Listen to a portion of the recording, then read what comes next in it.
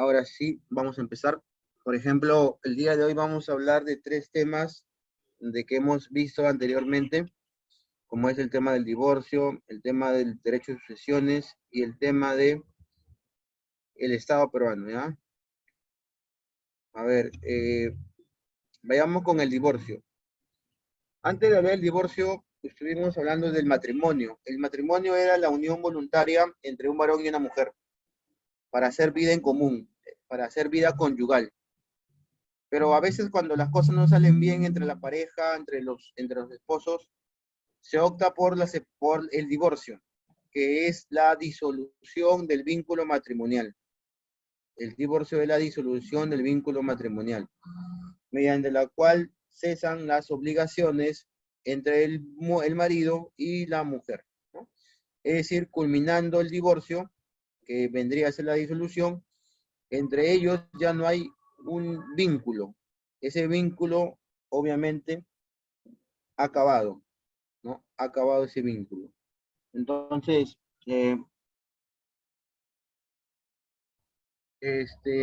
ahora, vayamos con, a ver, hay una pregunta que me han hecho en el chat. El balotario está dentro de las diapositivas, ¿ya? El balotario está dentro de las diapositivas. Ahí está el balotario que lo vamos a resolver después, ¿ya? Así que ya luego se cuelga ese balotario, ¿ya? Ahora, vayamos por acá. Dice, la ruptura del vínculo conyugal pronunciado por los tribunales. Ah, ya. La ruptura de ese vínculo matrimonial se da mediante los tribunales de justicia, ¿ya? Y es a pedido de uno de los esposos, o también puede ser por ambos. Cuando el divorcio lo pide uno de los esposos, eso se llama divorcio por causa determinada, ¿ya? Cuando el divorcio lo pide uno de los esposos, eso se llama divorcio por causa determinada. Pero cuando el divorcio es pedido por ambos, eso se llama mutuo consentimiento, ¿ya? Eso se llama mutuo consentimiento, ¿ya? Entonces, cuando lo pide una persona, se llama causa determinada. Cuando lo piden ambos, se llama mutuo consentimiento, ¿ya? ¿Cuáles son las causas del divorcio? Las causas tenemos el adulterio, que es sinónimo de infidelidad, ¿ya? El adulterio o infidelidad. Otro, la sevicia. La sevicia son los malos tratos físicos o psicológicos que una de las parejas puede recibir, ¿ya? La sevicia es los malos tratos físicos y psicológicos que la pareja pueda recibir, ¿ya? Ahora, también hay el atentar contra la vida del cónyuge, es decir, el cónyuge ha recibido amenazas o ha recibido golpes que lo han dejado en un estado, ¿no? Que pueda más adelante, ¿no? Empeorar. Es por ello que cuando ya hay muchos maltratos físicos, golpes, agresiones, ¿no?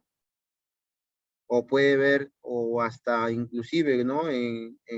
Cuando las parejas a veces pelean, siempre suelen ya no agredir de manera verbal, sino se agreden de manera física, con lo que tienen o lo que está al alcance de su mano. Puede ser un cuchillo, puede ser botellas, puede ser un arma, etcétera, ¿no? Entonces, Si pasa ello, si ha atentado contra la vida del cónyuge, entonces eso es causal para divorciarse. La injuria grave es, es calificar, es hablar, ¿no?, de la pareja, dándole calificativos, como por ejemplo, que sea un drogadicto, que sea una delincuente, o que sea una prostituta, o que sea una persona de mal vivir.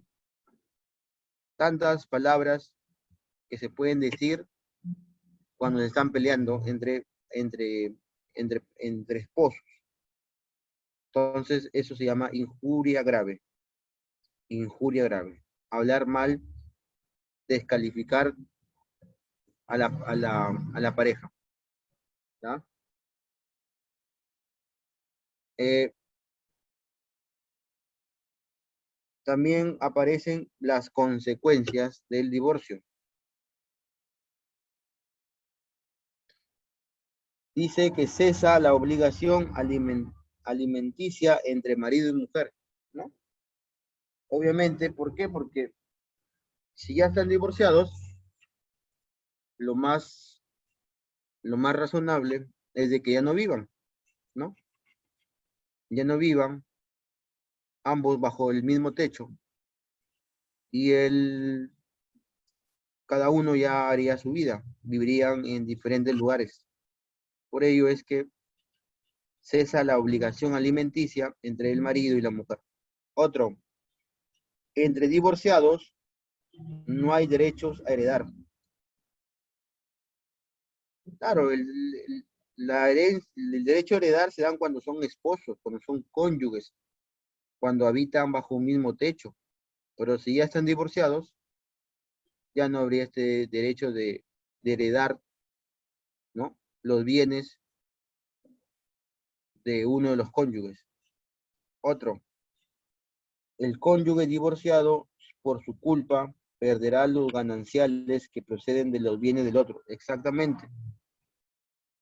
¿Qué pasaría si la, el esposo es exitoso, es un empresario, y su pareja, su esposa lo engaña?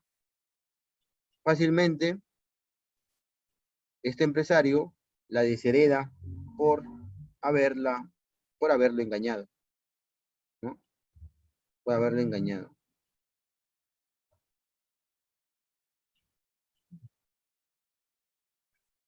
Vamos con el repaso de derechos y sucesiones. A ver,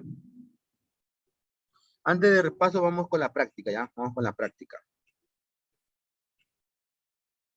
Porque la práctica la he sacado de la domiciliaria, ¿ya? Es el balotario prácticamente. Dice, a ver, marque lo correcto respecto a la separación de cuerpos. Profe, ¿qué es la separación de cuerpos? No es lo mismo que divorcio, ¿ah? La separación de cuerpos no es lo mismo que divorcio. ¿Por qué, profe, no es lo mismo que divorcio? Por la siguiente razón. En los colegios que yo he dictado y hay chicos que se me han acercado y me han comentado a cosas de su ámbito familiar, como por ejemplo el decirme, profe, pues que mis papás se han separado.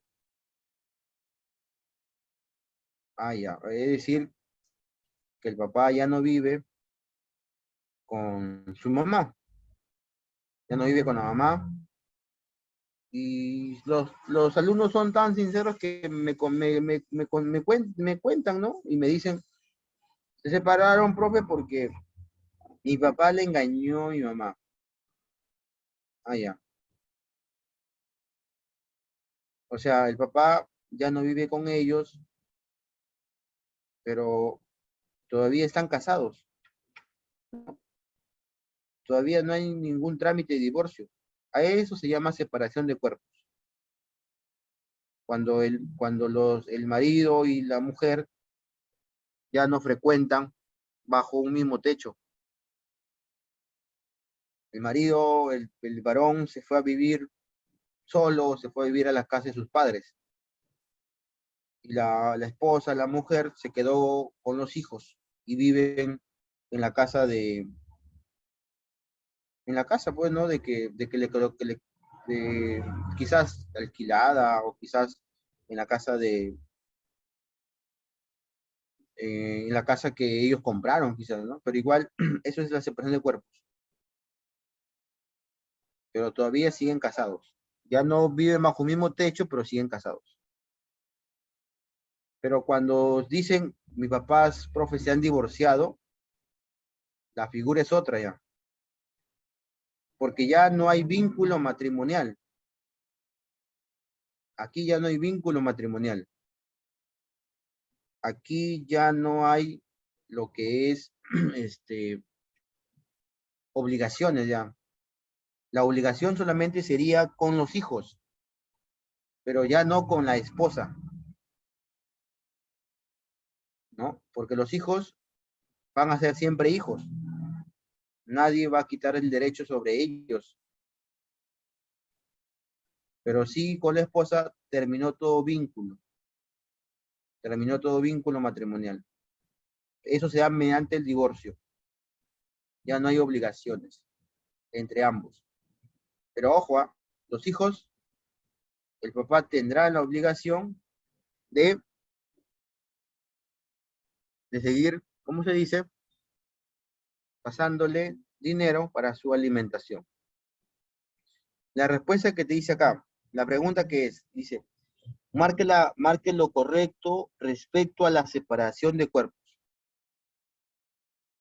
Marque lo correcto respecto a la separación de cuerpos. Dice, A, subsiste la sociedad de gananciales. ¿Te acuerdas que era la sociedad de gananciales? ¿Te acuerdas que eran la sociedad de gananciales? Eran cuando vivían bajo un mismo techo y todo lo que se compraban eran de ambos, ¿no es cierto? ¿Eso sería correcto o no? ¿Qué dices? ¿Eso sería lo correcto o no? No, no es cierto, claro, porque si ya no viven, la sociedad de gananciales ya no hay ahí, pues. El esposo vive aparte, la esposa vive aparte con los hijos, ¿no? Ya no hay sociedad gananciales ya. Otro, pone fin al parentesco de afinidad. Oye, el papá ya se fue a la casa, ya no vive con los hijos. Pero sin embargo, ¿quiénes son los parientes por afinidad? El pariente por afinidad vienen a ser los familiares de los, por ejemplo, cuando uno se casa, cuando uno se casa, los padres de la esposa vendrían a ser sus suegros, ¿no es cierto? Igual la esposa, ¿no? Cuando se casa con el esposo, sus padres de su esposo vendrían a ser sus suegros. La diferencia es que cuando es el varón, al varón le dicen yerno, ¿no es cierto? Y a la mujer le dicen nuera. Esa es la diferencia, ¿no? Ese vínculo, o sea, ya están separados, pero todavía siguen casados. ¿El vínculo por afinidad termina? No, todavía siguen siendo sus suegros, todavía sigue siendo su nuera, su yerno. Lo otro es con los hermanos de la esposa o del esposo. ¿Cómo se llaman ellos? Los hermanos de la esposa. Bueno, en el caso tú le dices tíos, pero tu papá, ¿cómo le dice a los hermanos de tu mamá? ¿Cómo le dice? ¿Mm? Cuñados, exacto, exacto. Ellos todavía estando separados de cuerpos, ya no viven ya no viven bajo el mismo techo, ¿seguirán siendo cuñados? Sí, siguen siendo cuñados. O sea, aquí la alternativa te dice, ¿pone fin al parentesco por afinidad? No lo pone, todavía continúa. Si fuera sido divorcio, sí le pone fin.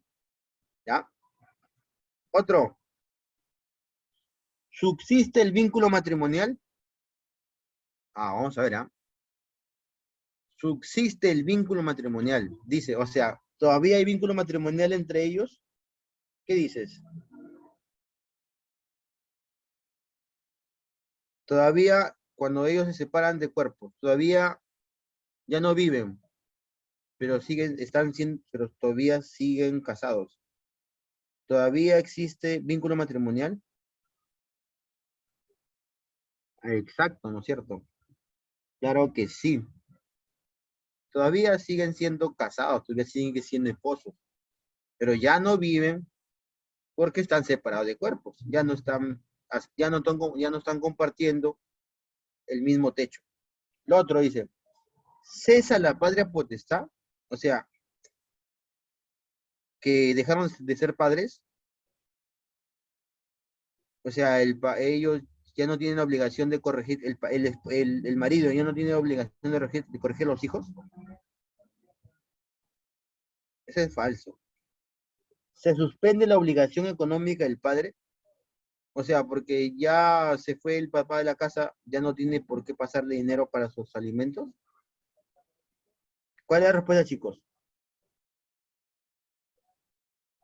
Eso no es cierto. Es la respuesta. ¿Ya? La respuesta es esa.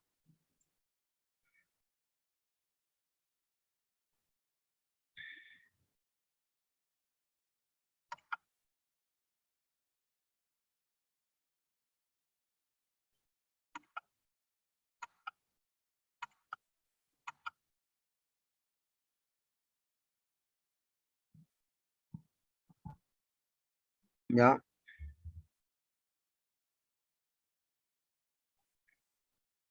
La respuesta es esa, ¿ya?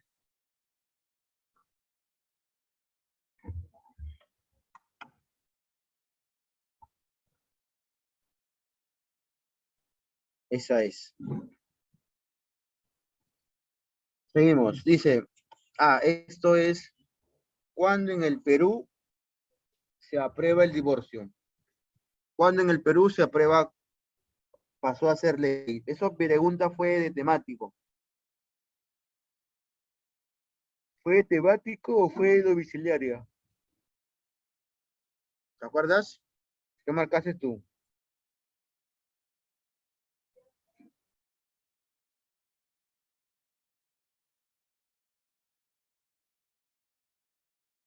¿C o B? ¿Qué dices? ¿C o B? ¿Mm?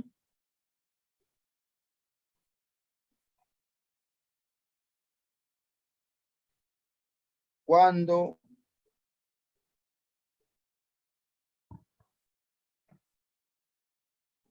cuando en el Perú se llega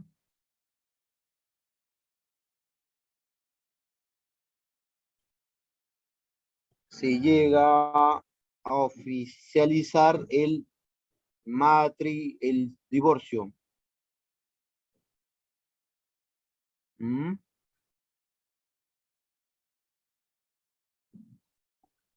¿Qué dices? ¿Mm?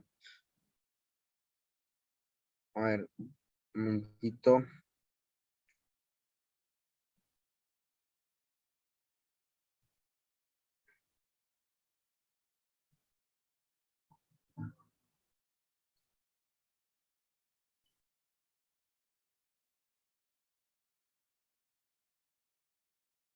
La respuesta es,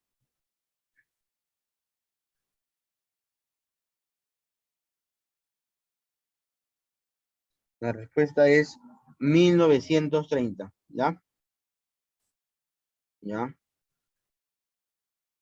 1930 en el Perú se oficializa el reconocimiento del divorcio, ¿ya? 3. Autoridad local, ¿ya? Autoridad local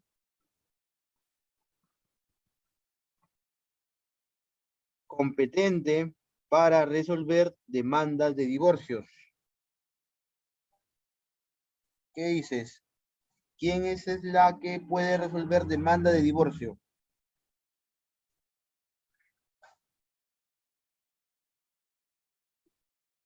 ¿Quién es la que puede resolver? Si hablan de autoridad local, hablan del alcalde. Profe, ¿y qué sería el fiscal? El fiscal es una autoridad de investigación. El notario es una autoridad jurídica. El párroco es una autoridad religiosa. El regidor también es una autoridad local, pero por rango es el alcalde. Si no hubiera alcalde, fácilmente es regidor. Pero la autoridad local es el alcalde, que puede resolver demanda de divorcios. Recuerda que las personas se pueden divorciar a partir de los 2 años de casados. O sea, si uno se casa este año y a los meses se quiere divorciar, no va a poder. Va a tener que pasar 2 años. Puede hacer en ese tiempo la separación de cuerpos. Si todavía sigue con la misma iniciativa de divorciarse, se divorcia. O puede ser que en esos 2 años se amisten nuevamente con la pareja, ¿no? Ya. 4. Último país, de Latinoamérica en reconocer el divorcio en su legislación. ¿Te acuerdas? ¿Cuál era el último país en América? Chile, exacto. Chile, Chile. Chile fue el último país. 2004, creo que fue. 2004.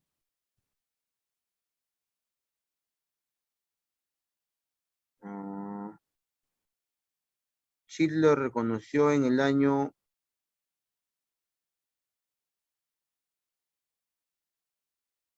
A ver, espérate.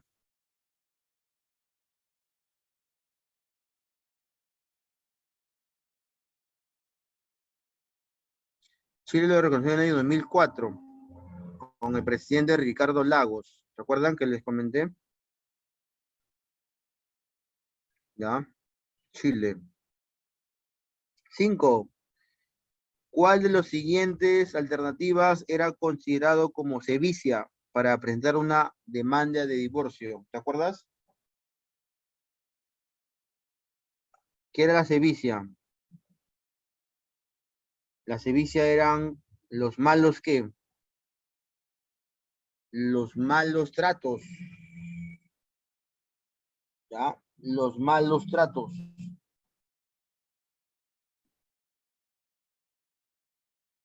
Los malos tratos, y por lo tanto sería, sevicia es el maltratar física y psicológicamente a la pareja. Esto es un causal de divorcio. Maltrato físico y psicológico. ¿Ya? Maltrato físico y psicológico. Ahora, 6. Tipo de sucesión en la cual no... Ah, ya, pero eso no lo hemos visto todavía, ¿no? Entonces vayamos con el repaso de la sucesión. Derechos de sucesión, ¿ya? A ver, ¿qué nos dice acá? ¿Qué nos dice? Definición. Regula el destino de los bienes de un individuo desde el momento de su fallecimiento a sus sucesores, ¿ya? Es decir, que este individuo, esta persona, tuvo muchos bienes, muchas propiedades, muchos bienes, tuvo muchos negocios, por lo tanto, sus sucesores están en la obligación de heredar, ¿ya? Están en la obligación de heredar. Ahora, Elementos de la sucesión. Aquí está el causante, los sucesores,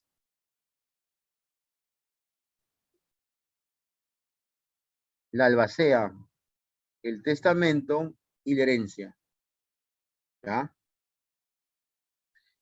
El causante es el elemento más importante de la sucesión. Si no hay causante, no hay sucesión. ¿Ya? El causante viene a ser la persona más importante. Es la persona que fallece. Es la persona que, el difunto. ¿Ya? Por lo tanto, el causante es la persona, o algunos también lo llaman testador también. Causante o testador. ¿Ya? ¿Quiénes son los sucesores? Los sucesores pueden ser familiares o pueden ser no familiares. Porque hay mucha gente que se gana el respeto, se gana la confianza, ¿no? Y a ellos les heredan las cosas. Puede ser porque el causante no tiene familia, ¿no? Ya, ahora,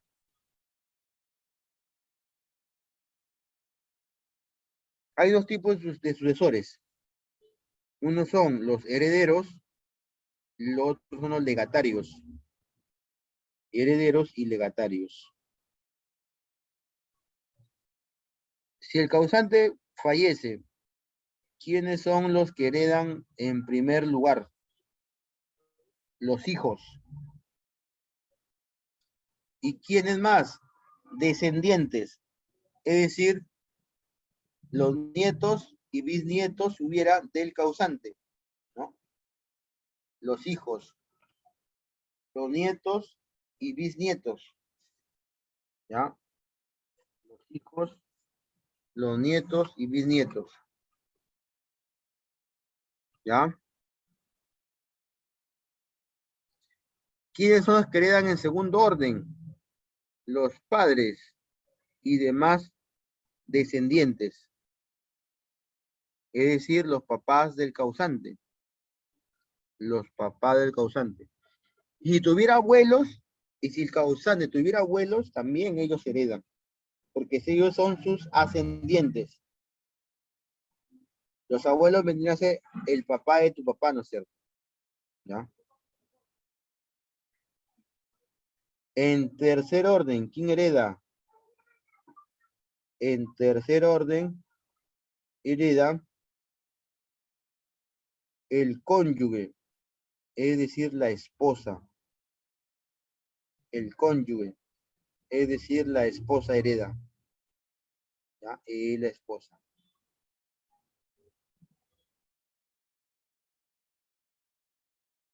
En cuarto orden, ¿quién hereda? En cuarto orden hereda los parientes de segundo grado por consanguinidad. Los parientes de segundo grado por consanguinidad.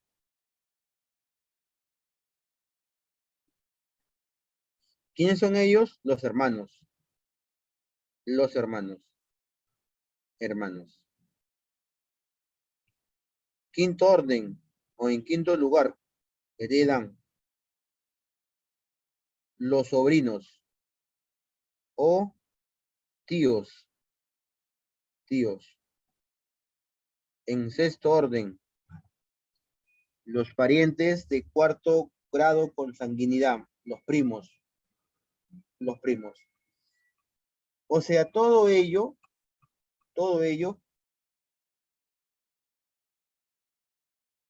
son también llamados los herederos forzosos. Son también llamados herederos forzosos. Todos ellos. ¿Ya? Todos ellos son llamados herederos forzosos. los legatarios vendrían a ser el sucesor a título personal o particular de una parte de la masa hereditaria. La masa hereditaria es la herencia, toda la herencia. Y ese legatario hereda una parte de la herencia, pero a título particular. Es decir, que esta masa hereditaria ya está separada para el legatario, porque así lo determinó el causante. ¿Ya? El albacea. El albacea viene a ser la persona que va a ser nombrada por el causante o testador, como te decía, el causante también se llama testador. Y es el que va a cumplir o ejecutar lo que ha dispuesto el testamento, lo que se ha dispuesto en el testamento. Es decir, el causante designa a una persona para que esa persona pueda llegar a repartir su herencia. ¿Ya? Llegar a repartir su herencia. Porque así es la última voluntad. Porque el albacea es el que ejecuta. El albacea es el que va a hacer cumplir la última palabra. Y su trabajo puede ser remunerado o no puede ser tampoco. No se le puede pagar. Depende de todo lo que diga el causante. ¿Ya? El albacea.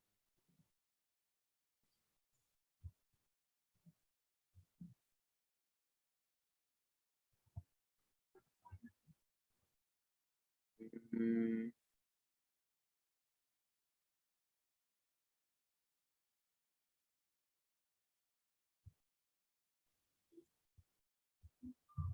testamento. Testamento.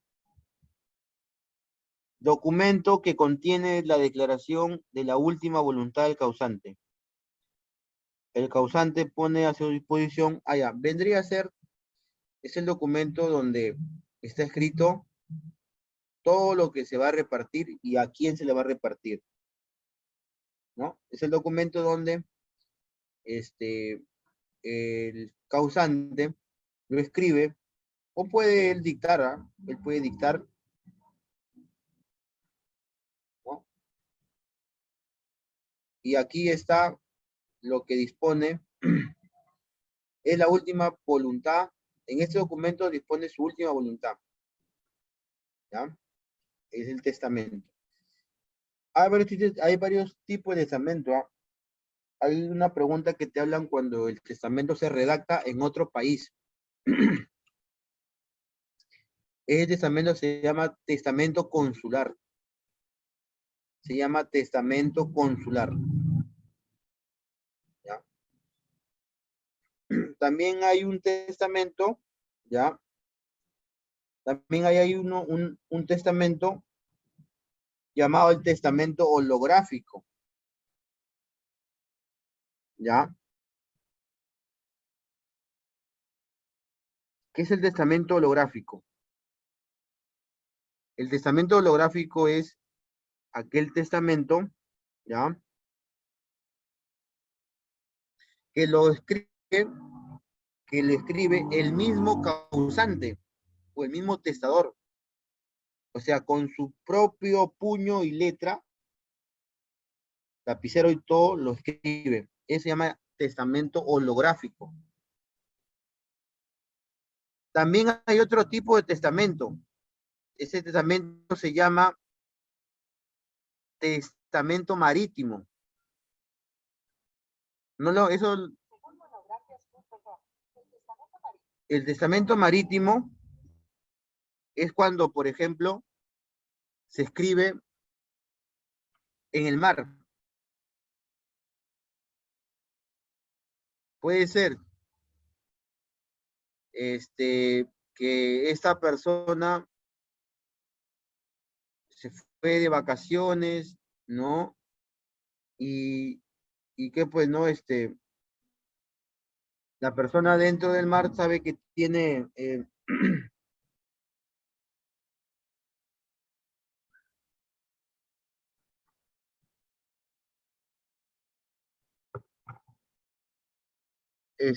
por ejemplo, el testador dispone que se escriba dentro del jefe del buque, ¿no?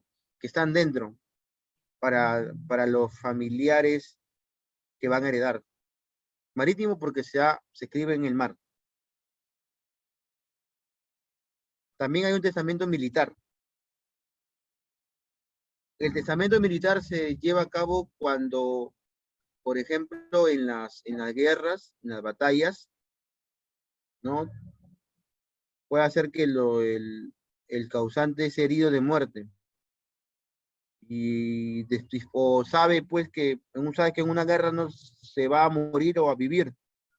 Entonces, antes de, hace que escriban el testamento y que le lleven a la familia, ¿no? Para que disponga, ¿no? Con quién se van a quedar sus bienes. La herencia, o también llamada masa hereditaria, ¿ya? La herencia, o también llamada masa hereditaria, ¿ya? Masa hereditaria. Hay dos, legítima y la porción disponible. La legítima es la parte de la herencia que no puede disponer libremente el testador cuando tiene herederos forzosos. Herederos forzosos, allá. Los herederos forzosos son los familiares del causante, ¿no? Y esta parte legítima no se puede disponer. La que sí se puede disponer es la porción disponible, parte de herencia que el testador puede disponer libremente. Las personas que considere testador pueden ser parientes o no. Ya. Vamos avanzando porque ya acaba el tiempo. A ver, vamos con la resolución del examen, del evaluatorio. Nos quedamos en la 5, pregunta 6. Tipo de sucesión en la cual no hay presencia del testamento. Ya. Cuando hay presencia del testamento se llama sucesión testada, pero cuando no hay se llama sucesión intestada. ¿Ya? Parte de la masa hereditaria que no es de libre disponibilidad. ¿Cómo se llama esa parte? Legítima. Se llama legítima. Es el heredero de tercer orden, la cónyuge. La cónyuge.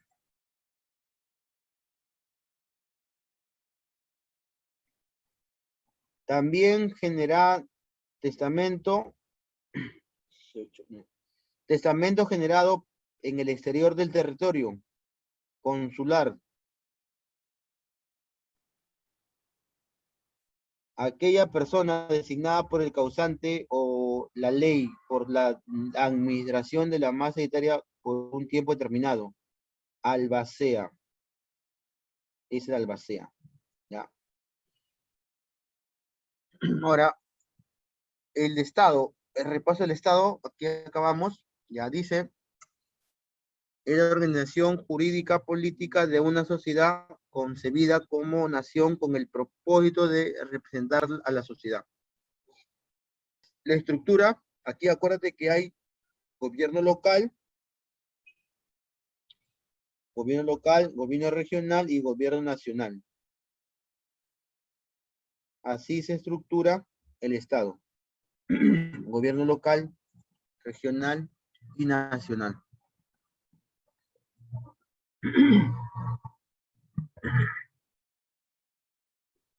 Cuando se habla de gobierno central, hablamos de que, por ejemplo, en Lima está el gobierno central. ¿Por qué, profe? Porque en Lima está el poder legislativo, poder ejecutivo y poder judicial. ¿Ya? Los OCA, ¿sabes qué eran los OCA, no? Los OCA eran los organismos constitucionales autónomos. Eran 10, 4 jurídicos, 3 económicos y 3 electorales, los que están de moda hoy en día. Los jurídicos, ¿cuáles eran? Los jurídicos eran eran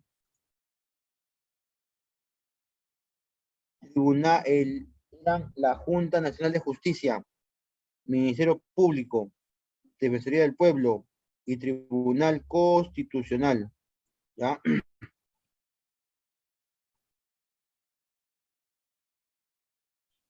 ¿Cuáles eran los económicos? Eran 3. Banco Central de Reserva, Superintendencia de Banca y Seguros y Contraloría General de la República. ¿Ya? Los electorales. ¿Cuántos eran? También 3. Jurado Nacional de Elecciones, la OMPE y la RENIEM. La OMPE es la Oficina Nacional de Procesos Electorales. Recuerda que Keiko está diciendo que los miembros de mesa han sido familiares. Se dice que Perú Libre, el partido de Castillo, ha elegido miembro de mesa. Pues eso es mentira. El que ha elegido es la OMPE. Y la OMPE lo hace mediante un sorteo. Que hayan salido, ¿no? Que hayan salido elegidos por sorteo, ya no es culpa del partido, sino es culpa del mismo sorteo. ¿Por qué la OMPE no corrigió a tiempo? ¿Por qué no hizo, o como se dice, sorteó de nuevo a otros familiares o a otras personas? ¿Ya? Elemento del Estado: nación, territorio y soberanía o organización. Nación, el conjunto de personas. Territorio es el área geográfica. La soberanía es la capacidad del Estado para tomar decisiones y aplicar sus leyes. Y la organización es, ¿no?, el ordenamiento jurídico político que se ejerce por medio de sus instituciones. El Estado peruano, vamos acá, 2 cosas, ¿ya? Cuando hablan, ¿qué forma de Estado es el Perú? El Perú es una república. ¿Pero qué tipo de república? Democrática, social, independiente y soberana. ¿Ya? El Perú es una república democrática, social, independiente y soberana. ¿Qué tipo de gobierno es el Perú? El gobierno es unitario, representativo, descentralizado, bajo el principio de separación de poderes. Esto siempre viene en pregunta de examen de admisión, porque los alumnos se confunden bastante. Cuando te digan qué tipo de gobierno, acá está, el gobierno es unitario, porque solamente hay un solo presidente. O al caso, el presidente va a ser lo del sur, los que eligieron a Castillo. Castillo gobierna al sur. Y Keiko, como eligió el norte, Keiko gobierna el norte. No, eso es mentira. En el sur y en el norte y en el centro habrá un solo presidente. El gobierno es unitario. Representativo, porque los gobernantes son designados por voluntad popular para representarlos en el ejercicio del gobierno. Descentralizado, porque hay gobiernos locales, gobiernos regionales y gobiernos centrales, ¿no? Y bajo el principio de separación de poderes, porque hay por ejecutivo, legislativo y judicial. Vamos con la pregunta que nos faltan. Es el Estado peruano, según la Constitución, ¿qué tipo de gobierno es? Mira, lo que te estaba diciendo hace unos instantes. ¿Qué tipo de gobierno es?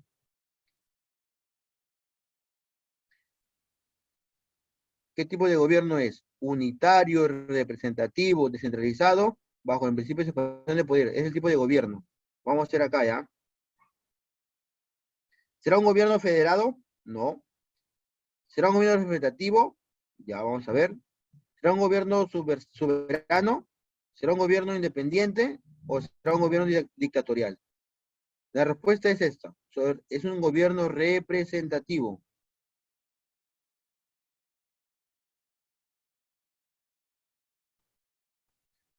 Si hablamos de soberano, no es soberano. ¿Por qué? Más bien es la República del Perú, la República del Perú es democrática, social, independiente y soberana. Aquí está. Por lo tanto, la respuesta es representativa. No corresponde a los elementos del Estado. Requiere de un territorio, sí. Tiene una población, sí. Tiene soberanía, sí. Debe tener un solo idioma y raza, no. En el Perú hay muchos idiomas y muchas razas. No solamente hay uno.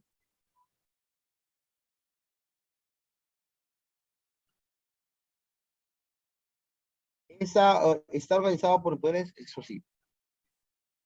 Los gobernantes son designados por voluntad popular. Es una forma de gobierno representativo. Acá está, mira. Los gobernantes son designados por voluntad popular. ¿Sabes? Las elecciones presidenciales y congresistas son convocadas por quién. ¿Quién convoca para elecciones? El presidente de la República. ¿Ya? Ya pueden entrar a su temático, ¿ya? Tienen hasta las 12:05. Y el temático está en consideración a lo que hemos hecho en la práctica. ¿Ya? Ingresen. Ingresen. ¿Ya?